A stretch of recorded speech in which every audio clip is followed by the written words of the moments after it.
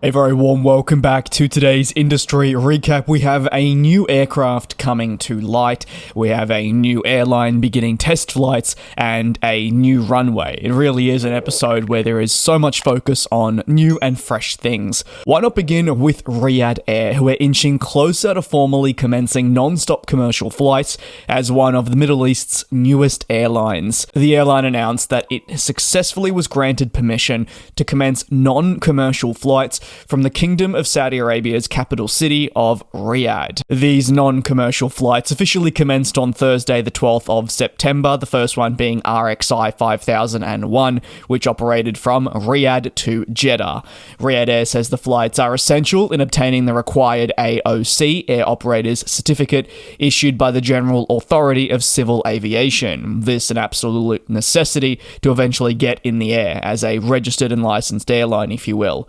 Over the coming months, what can we look forward to? Well, Riyadh Air will operate many more rotations to basically prove that it is ready to begin safe commercial flights in 2025, the timeframe it has targeted for an official launch. As part of these test flights, the airline will focus on not just domestic, but also international destinations, and it will be leasing a Saudia Boeing 787-9 to help fulfill this requirement.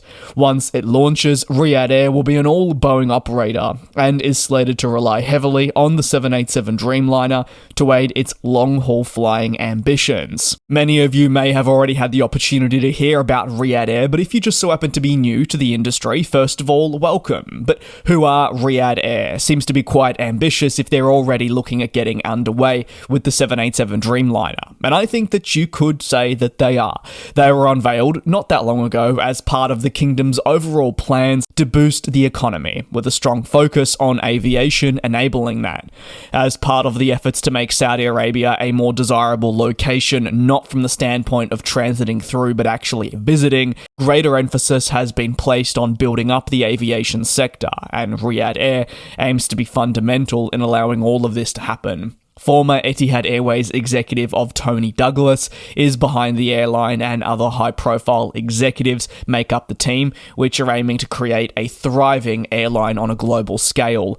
Despite focusing on a premium service with initially wide bodies, Riyadh Air hasn't focused on competing with neighbouring and far more established companies from the likes of Qatar to Emirates to even Etihad Airways. Instead, Riyadh Air was described in 2023 as a company with great potential across niche markets.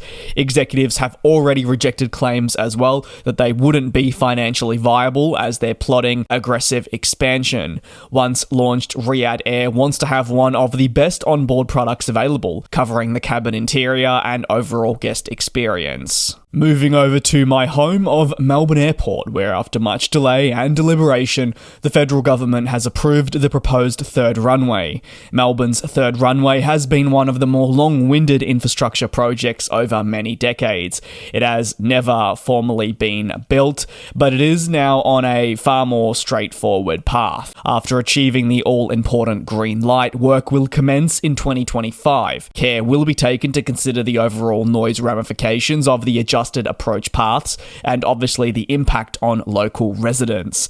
The runway will essentially run parallel to the existing north and south runways, which are the largest and optimally positioned to handle typical wind forecasts as well as all kinds of aircraft. Furthermore, through its planning, the airport has moved ahead with a design to ensure the simultaneous takeoff and landings can occur, something that is not currently possible as the two existing runways at the airport do overlap.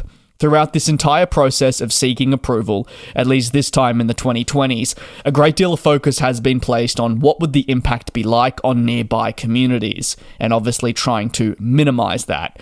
Noise complaints, alongside environmental concerns and more, are really some of the biggest roadblocks when you're taking a look at infrastructure projects such as these on the airport grounds, and it has been a roadblock for airports right around the world. For Melbourne Airport to get the all clear, meticulous planning has had to be done, and many conditions are going to be imposed for the green light to actually occur. The conditions will focus on minimising environmental impact that goes from noise and really making sure neighbouring communities won't be impacted by the new runway once eventually built. This could be also the altering of flight paths and more.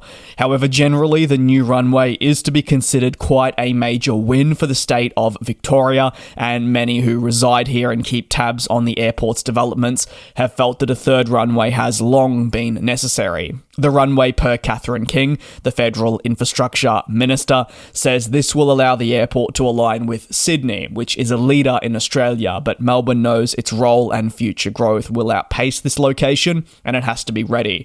While there's great emphasis placed on this third runway, you've also got other major projects that will need to occur from a terminal perspective to allow for more gates for international flights too.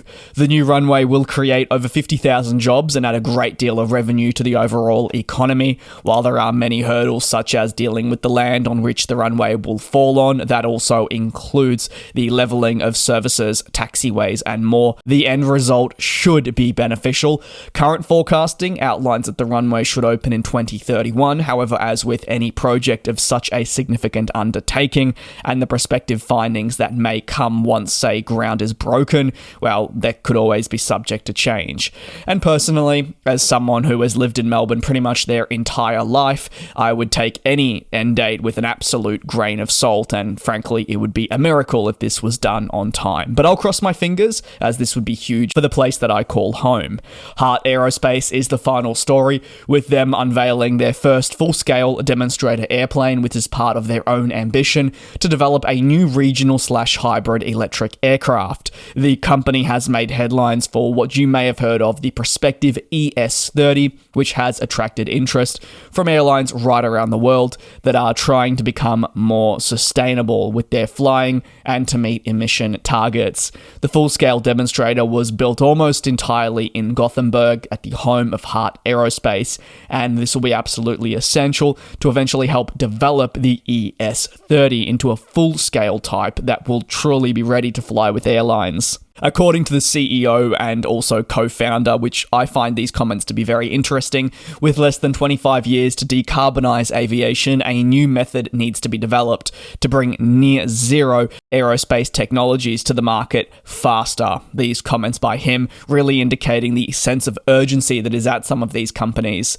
And as a result, we are seeing more and more initiatives come to light. Now, not all will be a success, and the jury is certainly still out on Heart Aerospace, but the demonstrator known as the HX1 or Heart Experimental 1 or even Heart X1 will serve as a really important platform to fuel understanding and provide the company with answers to burning questions it may have to eventually apply it to the plane that will be, say, fit for commercial flight. This is a demonstrator that will focus on ground testing initially, and this will be from the likes of operations, taxiing to turnaround procedures, and with time we will see an eventual first flight and slowly but surely the careful production of, say, other demonstrators before we reach the final product. It'll be fascinating to follow, and no doubt I'll keep you updated here on the channel. Thanks for watching, take care, and I'll see you tomorrow for your next industry recap.